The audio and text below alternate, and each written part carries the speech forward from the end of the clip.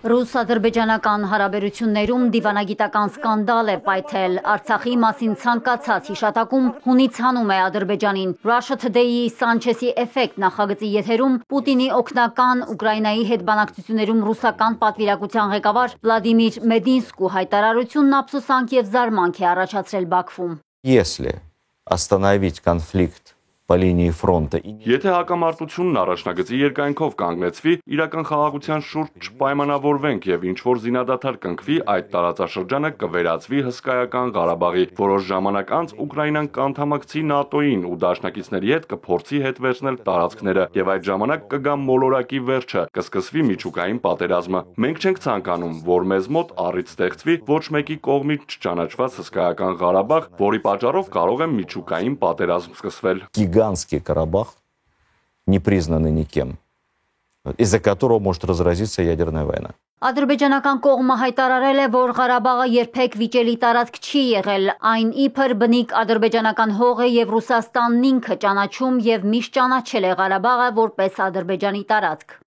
Մտահոգիչն այն է, որ Մինսկի խմբի համանախագահ երկրի նախագահի օգնականը չի հասկանում կամ չի ցանկանում հասկանալ իր երկրի դիրքորոշումն այս հարցում։ Ցավոք Ռուսաստանի նախագահի օգնականը Ռուսաստան-Ուկրաինա պատերազմը համեմատում է Ղարաբաղում ստեղծված իրավիճակի հետ։ Նման համեմատությունը տեղին չէ, քանի որ Ադրբեջանը երբեք չի խախտել որևէ երկրի տարածքային ամբողջականությունը կամ ագրեսիվ պատերազմ չի մղել որևէ պետության դեմ։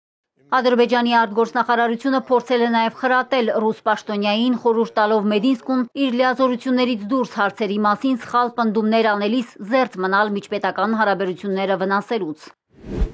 Ի պատասխան Բաքվի մեղադրանքներին Ռուսաստանի արտգործնախարարությունը կոչ է արել կոնտեքստից չկտրել Մեդինսկու խոսքը։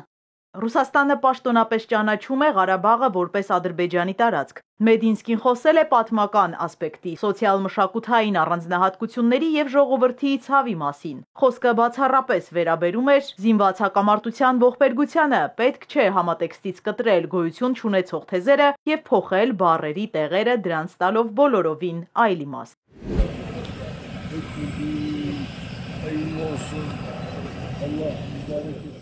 Բաքուն դիվանագիտական հարվածներ է ստանում ոչ միայն հյուսիսից, այլև հարավից։ Ալիև-Էրդողան զույգի թուրանական միջանցքի երազանքը փշրել է Իրանը։ Գերագույն առաջնորդ Ալի Խամենեիի խորհրդական Ալի Աքբար Վելայաթին հայտարարել է, որ Իրանը վճռական եւ արագ գործողություններով խափանել է Զանգեզուրի միջանցքի բացումը, կանխելով իր եւ Ռուսաստանի շրջափակումը։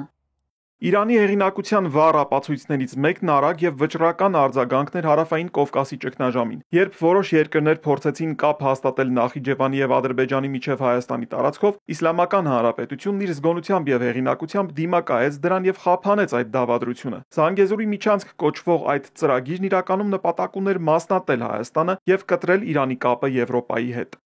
Իրանցի ազդեցիկ քաղաքական գործի պնդմամբ Զանգեզուրի միջանցքի հեղինակների վերջնական նպատակը ոչ միայն Իրանին հյուսիսային ուղությունից կտրելն էր, այլև Ռուսաստանին հարավից շրջափակելը։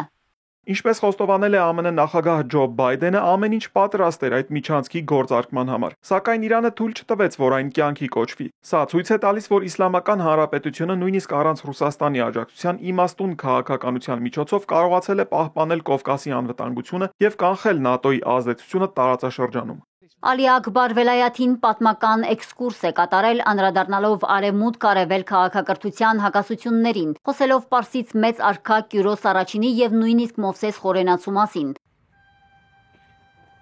Այսպես կոչված Զանգեզուրի միջանցքի մասին Վելայաթիի մտքերը կրկին սրերով են ընդունել Ադրբեջանում, դրանք անվանելով Խամենեիի թիմի դավադրությունն ընդդեմ Բաքվի։ Ադրբեջանական մամուլը գրում է, որ իրանական ռեժիմի բազեն Վելայաթին միջանցքի խափանումը անվանել է հզորության վառ օրինակ։ Բայդենի մասին լուրն էլ համարել են բացահայտ սուտ, ընդգծելով, որ հավանաբար դա ներքին լսարանի համար էր նախատեսված։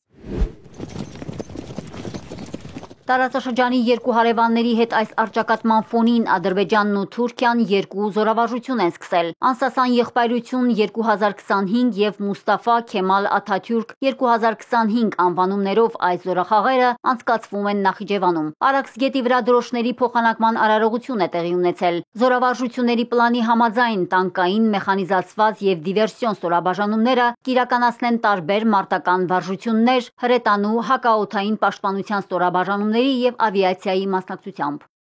Մարիկ Օստանյան, Էպիկենտրոն։